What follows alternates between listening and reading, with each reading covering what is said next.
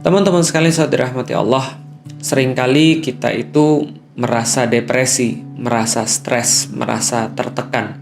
Sebab kita merasa bisa mengendalikan, bisa untuk mempengaruhi, bisa untuk bertanggung jawab atas segala sesuatu.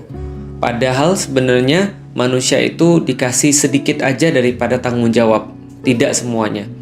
Contoh misalnya, ada seseorang yang di zaman-zaman ini kita sudah tahu kita banyak sekali diuji dengan kematian, kita banyak sekali diuji dengan kesehatan, banyak diuji dengan harta dan seterusnya. Ketika ada seseorang yang menghadapi orang tuanya harus dipanggil oleh Allah Subhanahu wa taala dalam kondisi Covid misalnya. Keduanya dipanggil oleh Allah, lalu kemudian dia kehilangan orang-orang yang dia sayangi, dia ditinggalkan oleh orang-orang yang dia kasihi, maka ada beberapa orang yang tidak bisa menerima dan akhirnya dia stres karena mental, gitu ya. Kenapa bisa seperti itu? Karena dia merasa bahwa dia tuh punya kendali, dia merasa tuh bahwa dia tuh bisa ngontrol sesuatu. Maka ketika dia mendapati hasil yang dia harapkan itu tidak seperti yang dia duga, maka dia stres, maka dia depresi. Nah, padahal sebenarnya teman-teman sekalian, dikit banget yang Allah itu minta kita untuk lakukan. Dan hampir sebagian besar yang terjadi itu sebenarnya bukan kita yang dimintai pertanggungjawaban. Makanya Islam itu sederhana.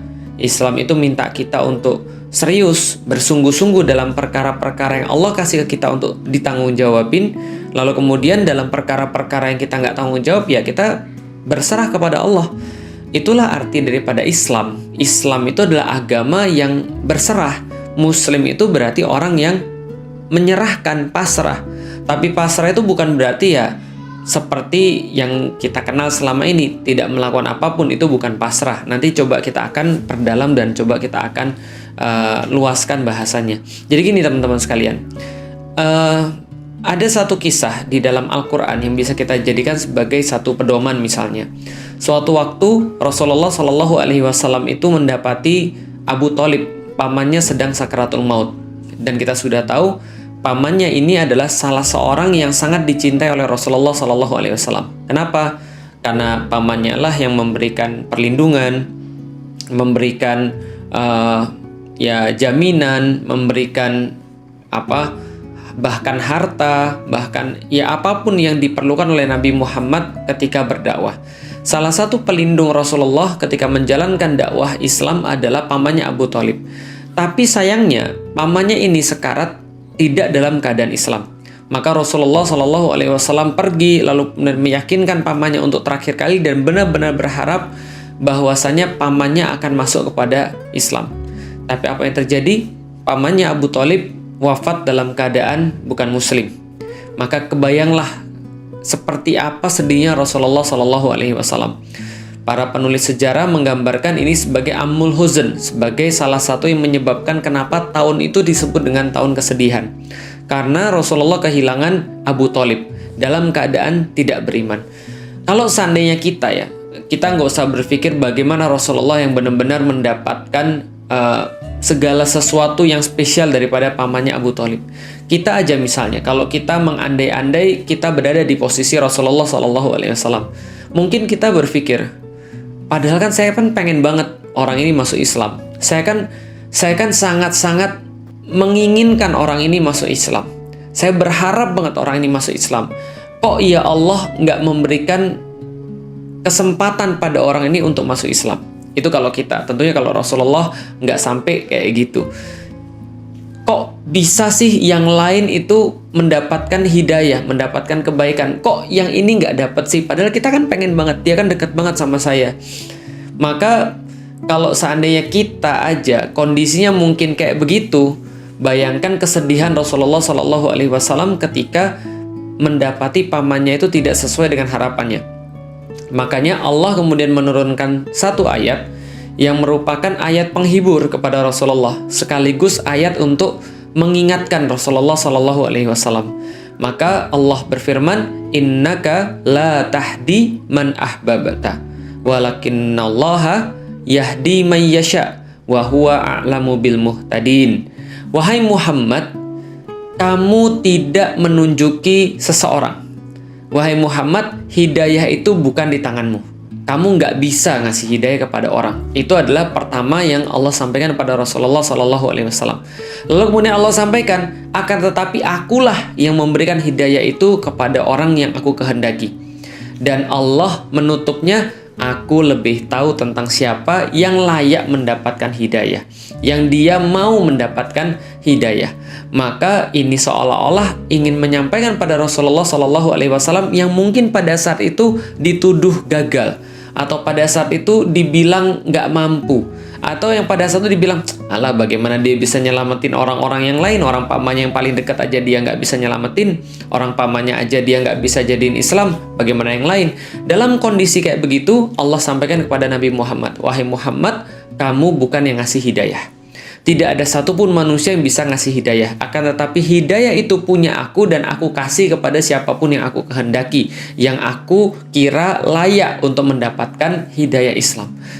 Maka kita bisa mendapati di sini ada dua daerah, ada dua wilayah pada kehidupan manusia. Pertama adalah wilayah yang dia tidak bisa kuasai, dan yang satu lagi adalah wilayah yang dia kuasai. Maka seolah-olah Allah ingin menyampaikan kepada Nabi Muhammad, wahai Nabi Muhammad, menunjuki manusia siapa yang dapat hidayah, dia bisa beriman kepada Allah, itu bukan tanggung jawabmu sama sekali. Maka kalau ada orang yang beriman kepada Allah, itu berarti kerjaannya Allah. Kalau ada orang yang nggak beriman pada Allah, itu bukan urusanmu, itu adalah urusannya Allah. Kenapa? Karena above pay grade kalau zaman sekarang, above your pay grade, bahwa memberikan keimanan itu di luar daripada kerjaan kita. Kita nggak dibayar untuk itu. Kita dibayar untuk melakukan usaha-usaha dakwah. Kita dibayar dalam tanda kutip oleh Allah untuk melakukan maksimalisasi dakwah Islam. Semaksimal mungkin, berusaha sebisa mungkin. Tapi siapapun yang dapat hidayah itu bukan urusan manusia lagi, termasuk Rasulullah Muhammad. Lalu Allah menegaskan, itu urusan saya. Maka kamu nggak usah mikirin, kamu nggak usah sedih, kamu nggak perlu terlalu banyak untuk masukin dalam hati. Kenapa? Karena itu bukan urusan kamu, itu urusan saya. Dalam perkara-perkara juga sama. Kadang contoh misalnya, itu kalau Rasulullah, bagaimana Allah mengajari Rasulullah dan tentunya mengajari kita sebagai umatnya Rasulullah SAW. Bagaimana misalnya kalau kita menemukan orang yang sakit. Apakah itu adalah orang yang kita kasihi, apakah itu adalah orang yang kita cintai, atau orang yang penting dalam kehidupan kita. Kemudian tentu dong kita menginginkan dia sembuh. Kita doain, kita usahakan perawatan yang terbaik, kita semangatin dia, kita motivasi dia, kita berikan obat-obatan yang paling hebat yang mampu kita beli. Pokoknya semua usaha-usaha yang terbaik. Tapi setelah usaha itu, ternyata toh Allah pengen mengambil dia. Ternyata toh Allah lebih sayang sama dia dan meminta dia berpulang pada Allah Subhanahu wa Ta'ala. Maka apa yang kita lakukan? Yang kita lakukan hanyalah bisa berkata, inna lillahi wa inna ilaihi roji'un. Sedih, iya. Tapi kesedihan itu tidak sampai untuk dalam tanda kutip justru kita melakukan hal-hal yang tidak produktif. Seperti bertanya, kenapa Allah mengambil? Kenapa Allah kemudian tetap menjadikan dia nggak bisa sembuh? Kenapa dia harus mati? Kenapa nggak yang lain? Kita nggak melakukan hal-hal yang nggak produktif kayak gini. Kenapa? Itu bukan urusan kamu. Nyawa manusia itu bukan urusan kamu. Ajal itu bukan urusan kamu. Itu urusannya Allah. Jadi kamu nggak perlu merasa bersalah tentang itu. Tugasmu itu sudah kamu lakukan. Sedangkan itu adalah above your pay grade. Itu di luar daripada apa yang Allah sampaikan dan Allah wajibkan kepada kita. Sama seperti juga ketika kita mencari rezeki. Kita mencari rezeki susah-susah, kita punya anak banyak. Tiba-tiba sudah membuat plan dengan sempurna, bisnis plan dengan baik. Kita lakukan segala sesuatu yang diperlukan. Tiba-tiba ada lockdown. Tiba-tiba ada pembatasan. Sehingga kita nggak bisa buka toko. Sehingga kita nggak bisa melakukan bisnis kita. Sehingga bisnis kita harus tertunda. Lalu kemudian kita stres. Lalu anak saya harus makan apa? Istri saya harus makan apa? Kalau nggak bisa makan, nggak bisa hidup. Itu di luar bayaranmu, above your pay grade. Yang ngasih makan itu Allah, yang ngasih rezeki itu Allah. Maka itu semua nggak perlu dalam tanda kutip dipikirkan. Nggak perlu kita risau, nggak perlu kita gontai, nggak perlu kita merasa khawatir. Kenapa? Itu urusannya Allah. Urusan kita adalah melakukan segala sesuatu yang terbaik. Biarkan, kasih Allah urusan Allah. Jangan ngurusin urusannya Allah. Sama kayak juga dakwah.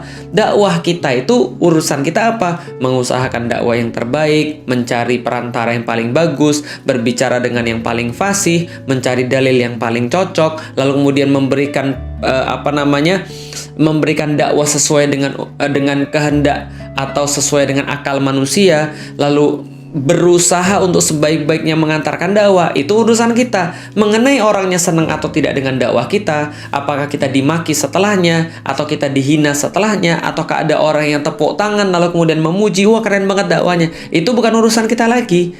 Itu sudah urusannya Allah. Makanya enak banget kalau kita sudah memahami hal ini, memahami bahwa ada urusannya Allah dan ada urusannya kita. Dan kita nggak nyampurin urusannya Allah karena kita sudah sibuk dan kita sudah benar-benar mencoba untuk memaksimalkan urusan kita. Makanya dalam panah itu ada ungkapan begini, menarik panah itu adalah urusan kita. Menarik panah adalah usahanya manusia. Setelah kita melepas panah itu, kita sudah lepas, maka itu sudah takdirnya Allah. Jadi ikhtiar itu cuma pada menarik saja sampai titik itu. Jadi memegang panahnya itu ikhtiar, mencari soft yang terbaik itu ikhtiar, memasang vanes yang paling bagus itu ikhtiar, memasang poin itu ikhtiar, memilih busur yang benar itu ikhtiar, mempelajari cara menarik, cara berdiri, cara teknik-teknik memanah dan segala macam itu ikhtiar. Tapi setelah kita tarik, lalu kemudian kita lepas panahnya itu, maka setelah kita lepas, maka itu sudah takdirnya Allah Subhanahu wa taala. Maka orang-orang yang memanah itu diajari dari awal. Kalau tepat, maka Allah yang harus dipuji. Kalau tidak tepat, maka jangan untuk menghina orang yang nggak tepat, atau menghina atau mencela lemparan kita yang nggak tepat. Jangan beralasan. Kalau tepat, alhamdulillah. Kalau tidak tepat, ya sudah alhamdulillah ala kulli hal. Artinya adalah apa? Kita memahami betul titik kita itu sampai di mana, bisa berusaha. Tapi kan sulit untuk membedakan mana yang bisa kita usahakan, mana yang tidak bisa kita usahakan. Iya, memang sulit.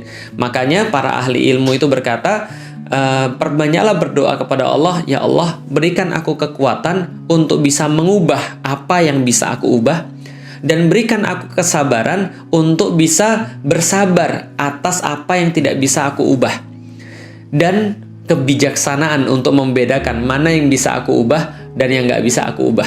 Jadi saya ulangi ya. Jadi perbanyaklah doa, berikan aku kekuatan ya Allah untuk bisa mengubah yang bisa diubah, dan berikan kesabaran untuk perkara-perkara yang nggak bisa saya ubah, dan kebijaksanaan untuk bisa membedakan mana yang bisa diubah dan mana yang nggak bisa diubah. Karena memang agak sulit membedakan mana yang bisa kita ubah dan mana yang kita nggak bisa ubah. Contoh misalnya, suatu waktu ada seseorang, ini yang salah kaprah ya, contoh yang salah kaprah. Dia itu kalau tadi kan contohnya gini, kalau tadi contohnya ada seseorang yang dikasih oleh Allah perkara-perkara yang dia nggak bisa ubah, dan dia merasa bahwa dia merasa nyesel, dia merasa stres karena dia merasa dia bisa mengendalikan sesuatu. Contoh, ada seseorang yang sakit tadi. Dia udah berusaha semaksimal mungkin memberikan pengobatan yang paling bagus, memberikan perawatan yang paling bagus, menyiapkan segala macam sesuai dengan prinsip-prinsip kesehatan. Toh dia masih mendapati keluarga yang dia cintai atau orang-orang yang dia kasih diambil oleh Allah Subhanahu wa taala. Maka dia stres, dia depresi, sampai itu kontraproduktif terhadap kehidupan dia. Maka orang ini dia GR, merasa bahwa dia bertanggung jawab, padahal Allah nggak ngasih dia tanggung jawab di situ. Ajal urusan Allah, dia merasa dia bisa untuk ngurusin ajal. Dia merasa dia bisa untuk ngurusin yang mana yang hidup dan mana yang mati. Ini adalah kontraproduktif. Ini adalah sesuatu yang salah. Tapi ada juga salah dari sisi lain. Kalau tadi salahnya adalah dia merasa bisa ngurusin hal-hal yang nggak bisa dia ubah. Dia merasa bisa mengendalikan perkara-perkara yang nggak bisa dia ubah. Tapi ada satu lagi, yaitu adalah orang yang nggak mengubah perkara-perkara yang bisa dia ubah. Orang yang nggak berusaha, tidak maksimal dalam perkara-perkara yang mampu dia lakukan. Padahal itu hal yang bisa dia kuasai, dia bisa kendalikan, dan dia beralasan ini sudah takdir. Contoh misalnya, ada orang yang datang ke kantor telat. Setiap hari datangnya telat. Harusnya datangnya jam 8, datangnya jam setengah 10. Ketika dia ditanya, kenapa kamu telat? Jawabannya, takdir, Pak. Maka ini adalah contoh orang yang malas, nggak mau berusaha. Contohnya lagi misalnya, dia sudah tahu bahwasanya di depan itu ada problem, ada wabah misalnya. Di depan itu ada penyakit misalnya. Tapi dia mengatakan, udahlah, urusan mati atau hidup itu adalah urusan Allah. Ajal itu urusan Allah. Toh kalau saya mati saya juga syahid. Maka dia kemudian pergi ke sana tanpa perlindungan, tanpa protokol kesehatan, tanpa melakukan apapun. Lalu kemudian setelah sampai di situ dia terkena, lalu kemudian dia meninggal. Kalau ada wabah seperti di zamannya Umar misalnya, maka ini adalah orang yang tidak memperhatikan usaha, tidak melakukan ikhtiar, padahal ini perkara-perkara yang bisa dia kuasai, yang bisa dia ubah gitu maksudnya, bukan perkara yang tadi, bukan perkara yang sudah menjadi takdirnya Allah Subhanahu wa taala. Atau gampangnya gini, dia ikut pertandingan panah. Ketika ikut pertandingan panah, ini pertandingan panah tingkat nasional. Maka dia datang dengan panahnya, dengan busurnya, lalu orang tanya, kok kamu pakai busurnya kayak gitu? Iya, memang terserah aja. Lalu kok kamu pakai anak panahnya nggak cocok sama busurnya? Ya terserah aja dong. Lalu dia ditanya lagi, kamu udah latihan berapa lama? Ya aku nggak latihan. Kenapa? Aku tawakal pada Allah Subhanahu wa taala. Kalau Allah pengen aku menang, aku tetap menang. Kalau Allah pengen aku kalah, ya udah aku kalah. Aku nggak peduli. Kenapa? Semuanya sudah ditentukan oleh Allah Subhanahu wa taala. Fa'alu lima yurid. Allah melakukan apa yang dia inginkan. Kalau Allah menghendaki saya menang, saya pasti menang. Ini juga sama, ngawur. Kenapa? Karena dia tidak melakukan yang seharusnya, dia tidak mengusahakan yang seharusnya dia usahakan. Dia tidak maksimal dalam perkara-perkara yang bisa dia kendalikan. Makanya dalam kasus ini Rasulullah mencontohkan bahwa Rasul ketika pergi jihad fisabilillah itu pernah memakai baju zirah 2 lapis. Kenapa? Karena ini berada dalam wilayah kekuasaannya Rasulullah. Rasul ingin mencontohkan, iya memang Allah pasti akan membantu orang-orang mukmin.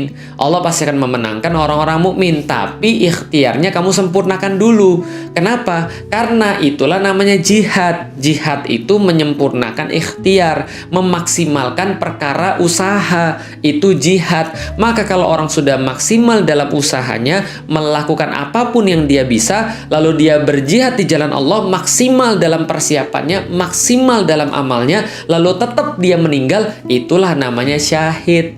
Maka kalau ada orang di zaman sekarang, contoh misalnya dia sakit kena COVID, padahal dia sudah melakukan protokol kesehatan, dia udah benar-benar menjaga dirinya, lalu dia masuk rumah sakit, dia mengusahakan pengobatan yang terbaik, dia benar-benar pengen sembuh, termotivasi, pengen cepat sehat, lalu dia mengusahakan obat-obatan yang terbaik, herbal, lalu kemudian obat-obatan dari dokter, bukan obat untuk menaikkan imun misalnya, yang terbaik semua dia usahakan, toh dia tetap meninggal. Maka kata Rasulullah, siapa yang mendapatkan wabah, lalu kemudian dia bersabar, lalu kemudian dia ridho dengan ketentuan itu, lalu maksimal dalam melakukan hal-hal yang harus dia lakukan, dan kalaupun dia tetap mendapati kematian setelah itu, maka Rasul katakan dia dapat pahala syahid, dan keluarganya ya sudah, ini sudah ketentuan Allah, sudah syahid. Maka yang harus kita lakukan tuh simple. Islam tuh sederhana banget, anti stres. Islam tuh anti kena mental. Islam tuh anti depresi. Kenapa? Karena menaruh segala sesuatu pada porsinya. Kalau kita sudah melakukan segala sesuatu yang kita bisa, dan itu sudah paling maksimal, maka terjadi sesuatu yang nggak kita inginkan, ya udah tinggal bilang innalillahi wa inna ilaihi rojiun. Sedih boleh, tapi jangan sampai itu membuat kita kontraproduktif dengan cara menyalahkan orang, menyalahkan diri sendiri, apalagi menyalahkan Allah. Ini yang kemudian dikatakan nggak benar. Makanya kayak tadi misalnya kayak ceritanya Rasulullah, lalu Allah kemudian menasihati Rasulullah, menghibur Rasulullah, ini bukan salah kamu, bukan berarti juga dakwamu gagal, tapi memang ya ini sudah ketentuan Allah. Udah mau gimana lagi, itu bukan urusan kamu loh untuk memberikan hidayah, apalagi kita. Jadi ada banyak hal yang kita tuh harusnya nggak usah mikirin, dan kita itu jadi stres karena kita mikirin perkara-perkara yang harusnya kita nggak mikirin. Kenapa harusnya nggak kita mikirin? Karena Allah tahu kita nggak bisa berbuat apapun. Jadi apa yang kita harus lakukan? Bermaksimal, bersibuk, lalu kemudian berusaha sebisa mungkin dalam perkara-perkara yang kita bisa kuasai. Banyak banget perkara-perkara yang kita nggak bisa kuasai. Makanya, mungkin sebagian besar stres kita itu adalah ketika kita itu merasa bisa mengendalikan segala sesuatu. Merasa bisa mengendalikan anak. Merasa berpengaruh pada anak. Merasa punya kontrol terhadap anak. Maka ketika anak kita berbuat segala sesuatu yang kita nggak suka, kita jadi stres, kita jadi depresi. Kita merasa bisa mengontrol karyawan. Kita merasa bisa mengontrol kehidupan, kesehatan. Bisa mengontrol rezeki. Itu yang kemudian kadang-kadang membuat kita itu stres. Makanya Islam itu adalah berserah. Berserah pada apa? Berserah pada Allah dalam perkara-perkara yang memang kita nggak bisa kuasai. Karena memang kita nggak pernah bisa mengendalikan seseorang in the first place. Kita nggak pernah bisa mengendalikan anak sebenarnya. Maka ya udah berserah kepada Allah setelah kita melakukan segala sesuatu yang bersifat maksimal. Tapi ingat, bukan berarti kita kayak orang tadi yang pergi panah lalu nggak latihan dengan alasan kalau Allah pengen ya saya pasti menang. Ya itu juga salah. Maka perbanyak doa, ya Allah, mudah-mudahan Engkau bisa memberikan saya kekuatan untuk bisa mengubah apa yang bisa saya ubah, kesabaran untuk bersabar dalam perkara-perkara yang nggak bisa saya ubah, dan kebijaksanaan untuk bisa membedakan mana yang bisa saya ubah dan mana yang nggak bisa saya ubah. Teman-teman sekalian, mudah-mudahan Allah merahmati teman-teman sekalian untuk bisa bersabar dalam perkara-perkara ketentuan Allah Subhanahu wa Ta'ala. Assalamualaikum warahmatullahi wabarakatuh.